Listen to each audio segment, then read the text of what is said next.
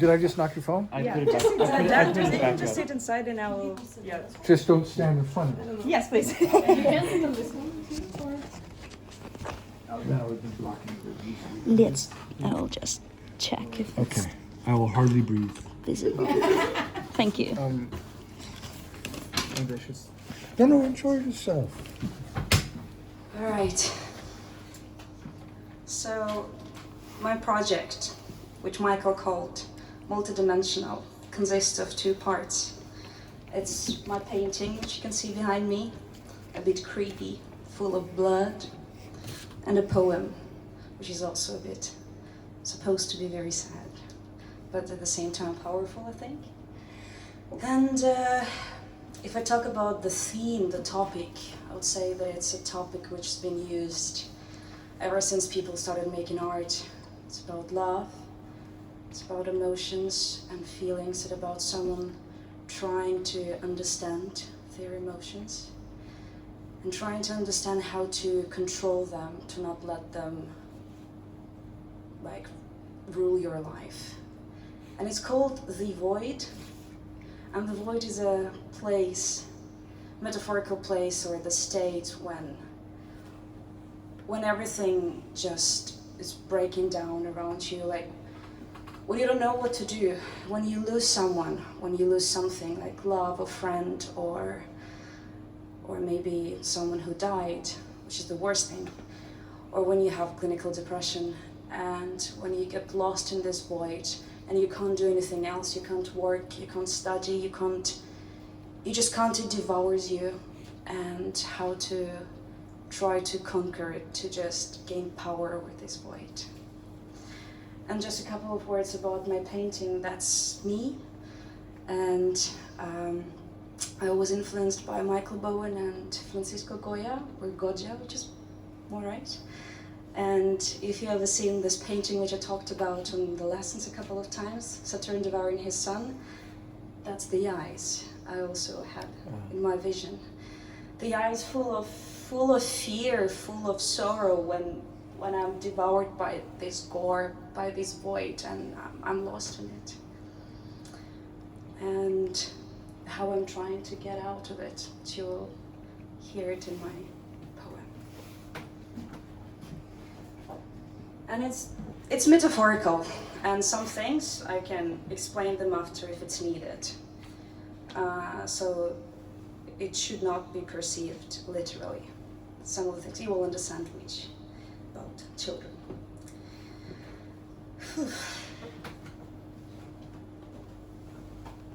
It's very emotional for me. I tried. I loved. I breathed, I prayed, I cried, and every other day I'd fall into the void again. The beautiful and colorful and dark and gray and black and white, it shines right there through my porcelain skin. This void I need to love, not to ignore. The void that makes me feel alive. I swore to my friend, to my heart, to my walls, that I would turn my face 360, look inside and see it with my eyes. This love, this hatred, this desire, this disgust, all the ugly, pretty things my consciousness ejaculated right there into my mind and even in my mouth so that you taste it. But I'm so scared. I know it's not the easy thing to see me through and feel the unexplainable. I can't collect the words to tell you all the plot. It's not a movie, it's a boiling stream. I can't control it, can't explain it, or stop or start again. It doesn't ask your name or color of your skin. It doesn't hear your words. It feels your voice and love, and sucks your smell into its voidy lungs. It fills me up with power, kind of sorcery, some kind of weapon. And I can win the lottery by guessing numbers. I can steal the sun with bare hands and bring it home and hold it, though it burns. But I just can't do something else that really matters. Because this power turns into some kind of weakness at the end that just destroys. He looked deep in my eyes and held me in his hands, and I was burning. It was so close I would get frostbites on my cheeks. But yeah, so cheesy, got one in my heart. Everything stopped and snow slowed down for a while. That moment when he kissed me and I barely survived. I was 13. My heart exploded and I felt alive. I felt I gonna live. I gonna fight, but then I simply died. I stopped existing the very second day. He laughed at me. He threatened me. I couldn't talk. He showed me I was trash, that I just can't be loved. He listened to me singing slowly, wearing only my guitar. Jaw dropped and horny, told his clothes to fall in love. I hugged him tight behind his bike, inhaled, and hyperventilating, drunk of passion, thought we'd never fall apart. I failed. We saw the sky, the vineyards, horses, people, nights. I cried of thunder, drunk of passion, drunk and frightened in his arms.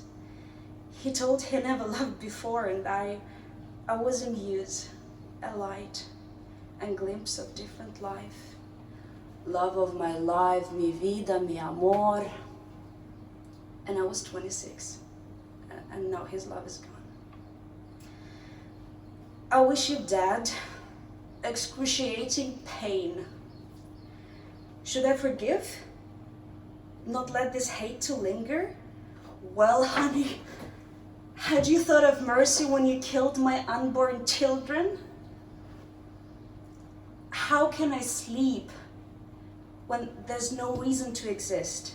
No love, no passion, black hole growing like a cyst, and only Benzos pills that spread along my veins and calm me softly? When I wake up in agony and want to stop my heart from crazy sprint, arrhythmic, hurt, I hear its every beat. Breaking my ribcage, fingertips on fire, I'm crying over you of deep, sweet love desire. The scorching images, a horror movie running in my head. Is it the end?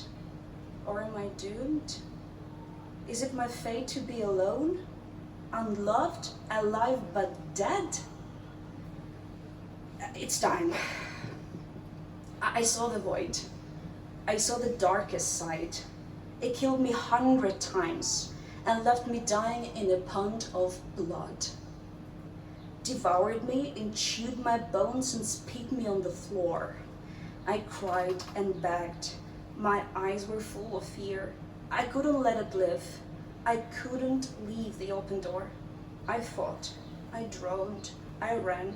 My heart was shaking and I thought I'd never get away from this corrosive gore. But I'm not a prey. I'm done. I'm not a victim anymore. Today I've died again. I wandered in that empty room with pieces of exuding flesh on scabrous walls. I touched them with my fingers, going slowly to its voidy heart. My feet sloped over sticky crimson growing substance. I'm on the dark side. I'm my demons. There is nothing to avoid. I'm resurrected. I'm reborn. I'm letting you inside. I am the void.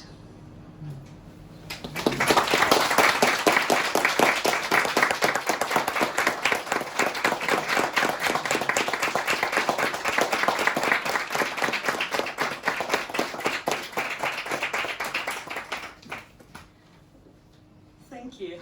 I don't know if I should say something or You explain. can say something if you want. You're standing there. I wanted to comment on the phrase that, had you thought of mercy when you killed my unborn children? It's not literal. I was never pregnant. It's about the destroyed fantasy of love, of a family, of kids which I wanted, but he destroyed those fantasies and I got into the void. So that was this metaphor. That's it.